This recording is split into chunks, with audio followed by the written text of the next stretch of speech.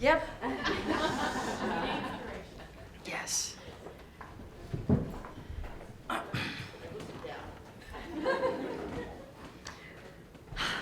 right. As we wait for Francis to come back, I just want to say thank you to all of you for coming, to Clemente, to Insight, for supporting this project. There are a lot of hands and hearts on this project, a lot of people who just genuinely believed in it, and I don't take it for granted. It's not a small thing. So I also want to thank all of the participants. Francis Negron's here. I want to thank all of the participants, both the women who were in the play and the women who weren't in the play. If you're interested, all of the almost over 20 interviews that I did are on a website called The Elders Project. And so please continue to look it up. If you probably just type Elders Project in my name, you'll find all of the archive. Carmelita is one of the participants, and so obviously Francis. And so I really encourage you to listen to their full stories told by themselves in their own words. So, yeah, thank you both for being here. I guess we're gonna share this mic. So I guess a good place. I don't need you. I have this. Okay. So obviously this play is sort of an embodiment of a living, breathing archive. And I'm curious for both of you, are you thinking about your own archives? And if so, how?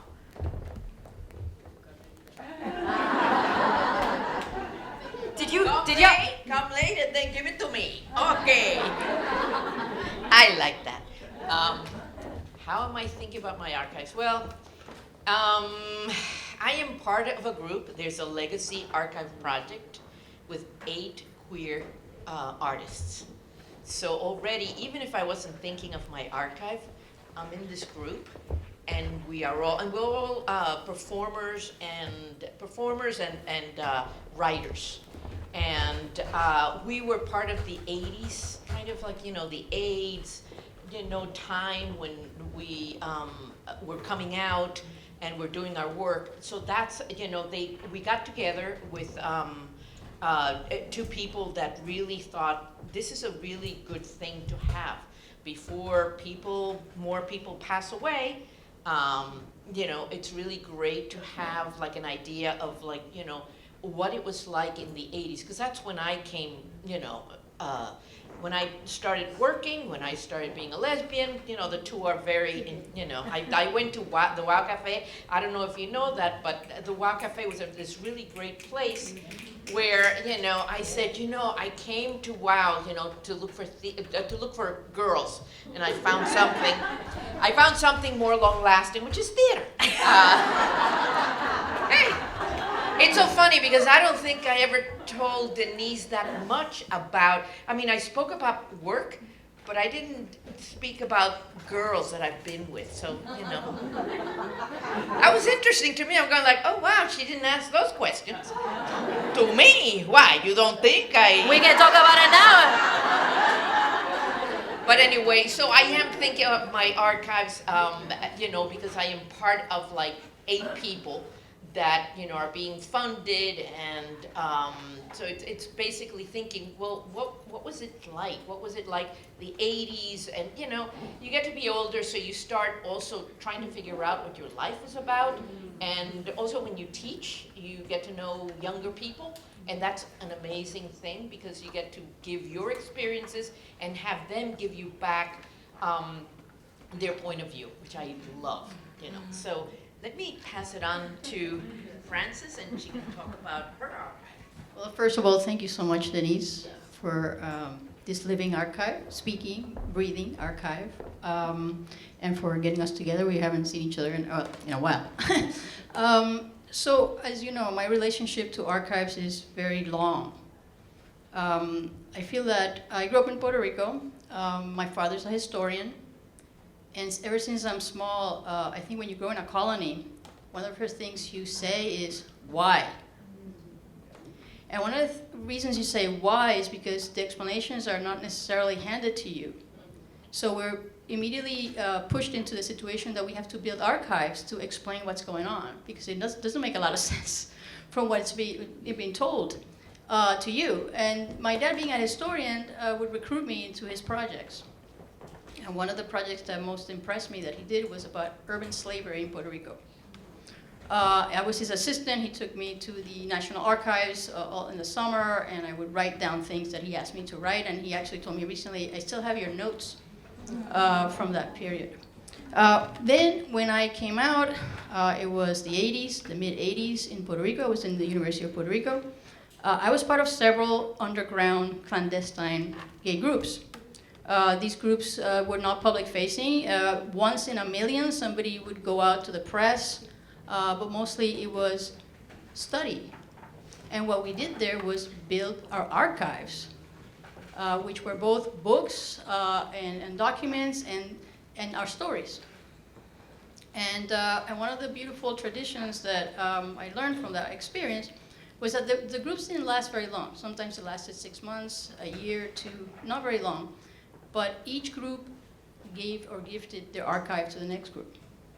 And I actually have some of those archives. I'm going to write, and then I'm going to make them available. And I've been looking at them recently, and it's incredible. Because it's going to allow us to fill in some gaps and to see some of the possibilities that were not followed or the paths that were blocked that could be open now. And then when I was at Columbia, when I came here 21 years ago, I realized something stunning, which was that in the old Rare Book and Manuscript Library of Columbia University, there was only one collection on a Latino, Oscar Hijuelos, author of Mambo King Sings Songs of Love. And one of the reasons I think that ended up there is that he actually grew up very close. And when he died, his wife, his widow, engaged Columbia into this project. So I said, that's impossible, that cannot be.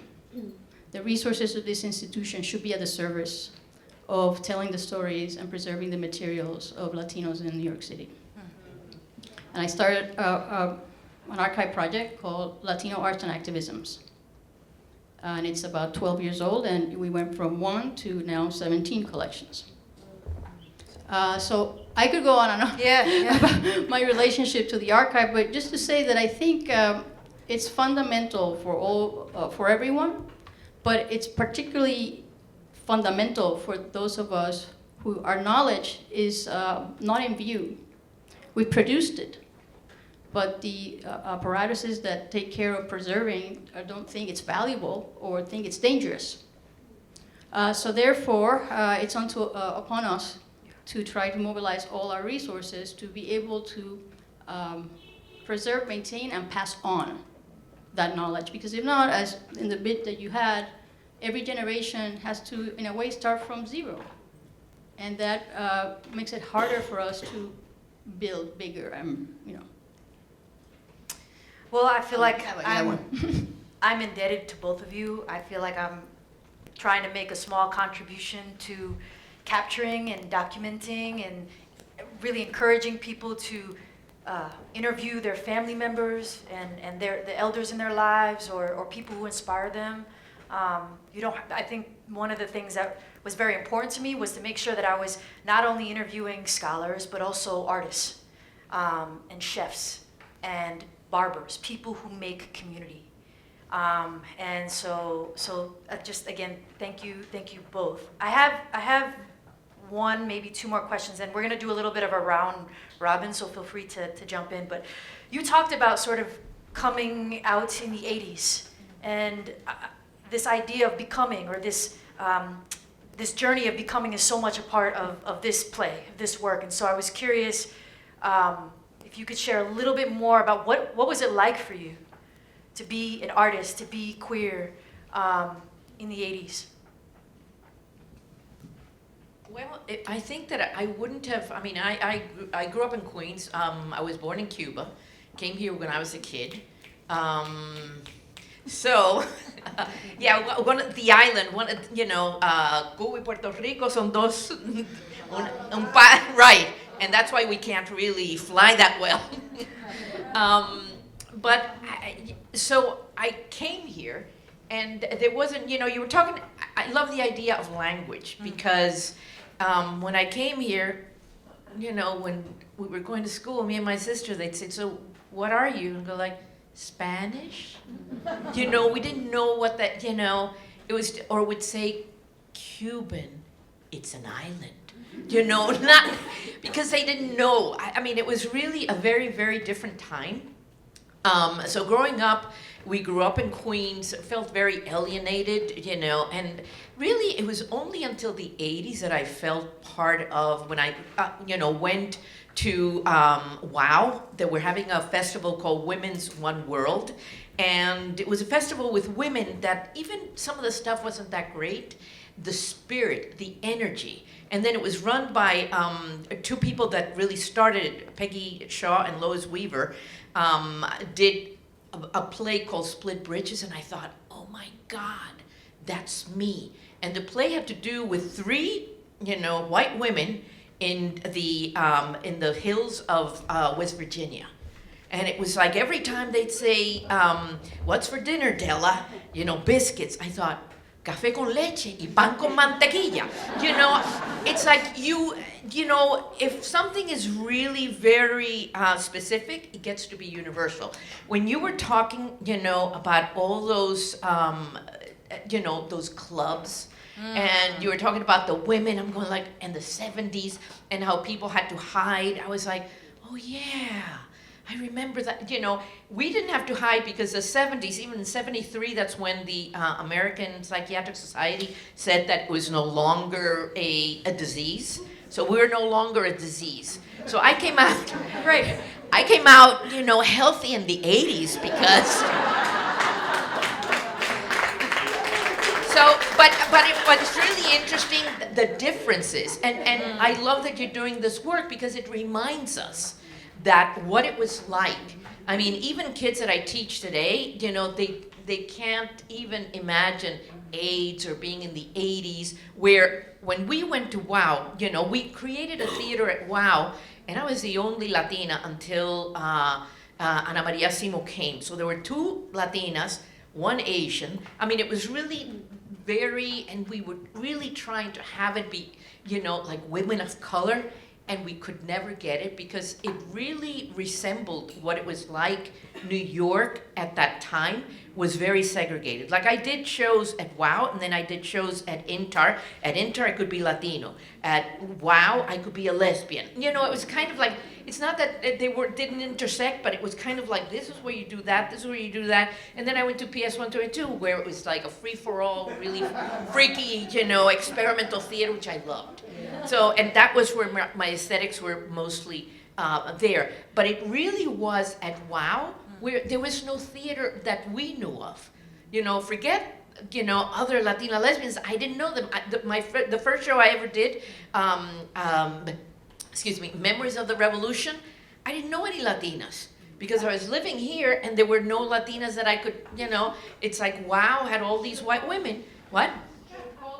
If only I had known you then. Where were you?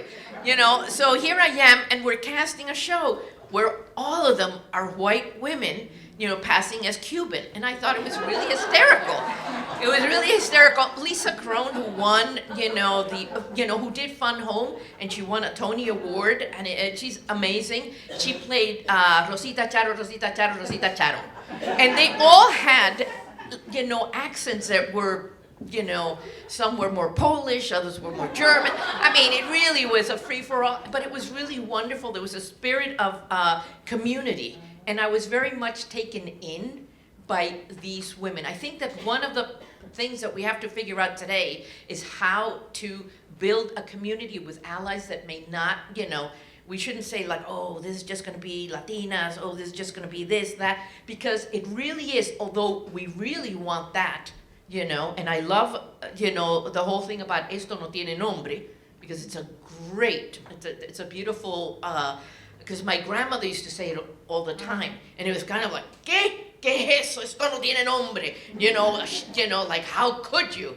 You know, it was really something, and language is really important. But there was no, at that time when I came out, there was no Latino, Latina was coming into the language. So sometimes there is no language, there is no, so it's really interesting because in community, we can talk and we can find ourselves, and that's what is really important too about the Lower East Side, which is a wonderful, really for immigrants, and I think I've spoken too much, but thank you. Feel free to jump on that or ask a question. Well, I take the title of this piece is in part because many of us may be familiar with that phrase, but it's also a nod to the archive. There was a journal, a magazine called Esto No Tiene Nombre, that Tatiana de la Tierra edited. That's right. And I knew Tatiana, and I knew the magazine, and I might have contributed, I don't know. So just to say that some of what you're describing, Carmelita, about what you're talking about of not connecting, is to a great extent what this type of archive building, information sharing, because one of the things you learn in the archives, everything you think it was not happening was happening. It's just you didn't know about it. Yeah. So that raises the question of infrastructure. How do we connect? And when I mean infrastructure, I'm not talking about plumbing necessarily. I am talking about words, language. I am talking about spaces. I am talking about works of art that permit us to raise questions, to engage, and to be in a common space together, thinking this through and sharing it, right? On the question of becoming, what I would say is that it's a never-ending process. I think I've had multiple moments that I felt I was becoming, and then I take a different route and become something else. And part of that is that we are, well, Jacques Lacan, psychoanalyst, once said we don't know ourselves. There are multiple selves that could be expressed, that could be connected, that could be developed, that could be there. And that's part of the richness of engaging in this, that it allows us the possibilities that otherwise we might are denied, and we might deny ourselves as well. I want to ask a follow-up question as you're laying some of the history of the 80s and the art spaces that you found or that you found particular homes in. I was watching an episode of Homo Visions. Homo Visiones. Okay, I followed the Instagram. Maybe I was. No. Okay. Homo Visiones, which was a program in the 90s, sort of street interviews of and other kinds of recordings of Latino and Latina LGBT folks. And I followed their Instagram account because I kept finding Homo Visiones in the archive, and literally last week, both of you were in the same episode. And it was you were at the Puerto Rican Day Parade, maybe? Or do you remember I think that interview or that being in? You were in there a lot. Yeah. I think, I don't remember if I was there more than once, but I think it was about Brincando el Charco. That they were talking to me about, and related films that I was making during that period. And in fact, that group, some members of them are now have an oral history project that's linked to a film festival in Puerto Rico, and they've been conducting these oral histories, and I was interviewed recently, which is similar impulse, to try to recover, preserve, disseminate these histories to make them useful and helpful today, the present. Feel free to ask questions too. I don't want to take over. Oh. Yeah, maybe. Or should we ask? Yeah, the audience. Any questions? I think we're opening it up to the audience now. In the meantime, if you're thinking about your questions, Esto No Tiene Nombre, the title Francis shared, and I think it's in the program, references this 1990s magazine. And one of the first things that I did before I knew that I was even going to do a play, before I even had the opportunity to do the interviews, really this desire began in trying to place myself into a lineage of other queer Latinas. That's where it really began for me. And at the same time, I took an I took a flight, and I literally, that's how I found Silvana. was there was a magazine, and I ended up knowing somebody who could connect me to her and Serena, and so there were just these seeds planting. And I interviewed, and then I found a special issue of Sinister Wisdom. I was looking for all the anthologies of queer Latina voices, and there are not many of them. And so I reached out to Nivea Castro, who is here, who edited that, and it ends up that in the back of that anthology, Nivea flew down to Tatiana right before she passed and did the last interview.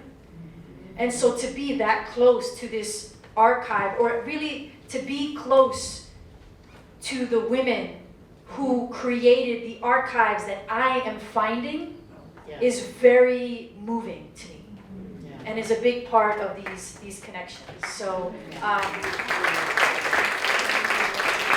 there is anyone who has a question, you want to ask?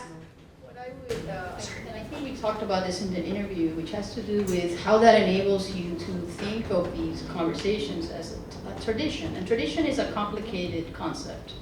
It can be misused.